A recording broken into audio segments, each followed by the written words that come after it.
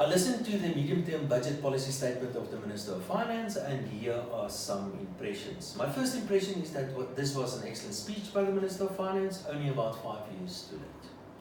I think he's brutally honest, but I think some of his estimates are a bit unrealistic and a little bit on the optimistic side.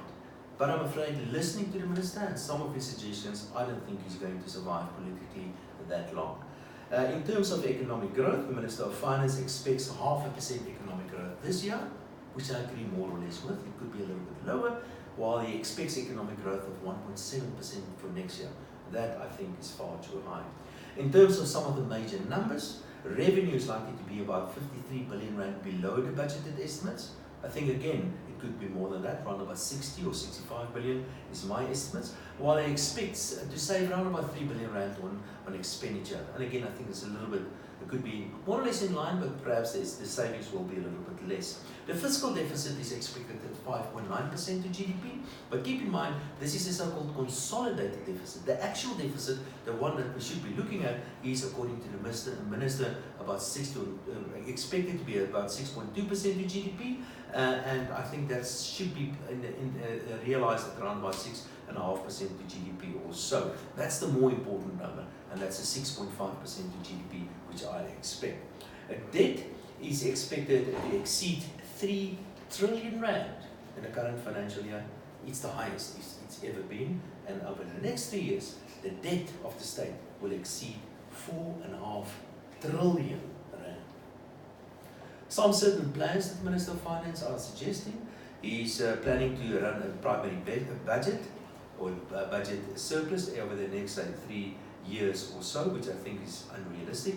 He excluded the Eskom numbers in his estimates, which I think it should be included. So I don't think the budget or primary balance will be achieved.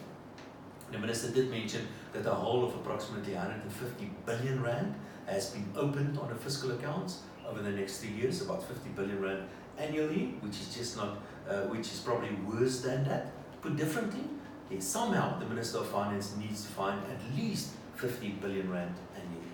He did mention that there are 29,000 civil servants that get more than a million rand annually each. Let me repeat that. Every year we make 29,000 civil servants millionaires. The Minister of Finance did mention some measures to cut back on state spending, but these I don't think is going to go far enough. It's going to be not enough to make a significant dent on total state spending. Things like, for example, a limit on the size of the cars, a limit on how much money you can spend on your cell phone, and even the ministers will be required to fly economy when they fly domestically. Wonder if that is going to happen. One or two other things that the Minister did not mention. He didn't really mention about money to Eskom. Everybody expected Eskom is going to get about 150 billion or 250 billion rand bailout in the form of the Minister taking over some of Eskom's debt. There was nothing really about Eskom, which is a big negative, I would say. He did mention the NHI is going ahead, but he didn't say where the money is going to come from. And he did mention he's looking for an equity partner in South African Airways. You must have a hole in your head if you want to invest in that thing. And very interesting, he says that the toll roads are going ahead, and that's going to lead to some interesting political squabbles. A few things about the South African Reserve Bank, which is really surprising because the Minister of Finance doesn't usually mention the South African Reserve Bank. He said there are some capital flight, illegal capital flight, and tax evasion taking place, and that the Reserve Bank will tighten some of these rules.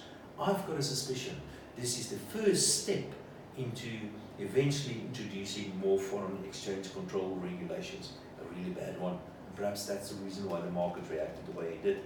Over the next couple of years, what are likely to happen? Next year's budget, for example, expect further increases in taxes. I suspect personal income tax could go up, value-added tax could go up, the fuel levy and a couple of the other small taxes could go up. The Minister of Finance expects a fiscal deficit of just below 7% to GDP next year and economic growth of 1.7%, which I think is a little bit on the optimistic side, which means that the fiscal deficit is likely to be even bigger than in the current financial year. Politics. Interesting one. Tito Mboweni is certainly setting himself up against the rest here. There are different political houses within the tripartite alliance, if you like, or powerhouses within the tripartite alliance, and Tito Mboweni is certainly standing all by himself, a lone voice in the wilderness. For example, suggesting that the toll roads will be implemented is certainly going to not go down very well with COSATU. Expect some sort of confrontation with COSATU, and imagine what's going to happen if he starts privatizing. Then COSATU is really going to burn this place down.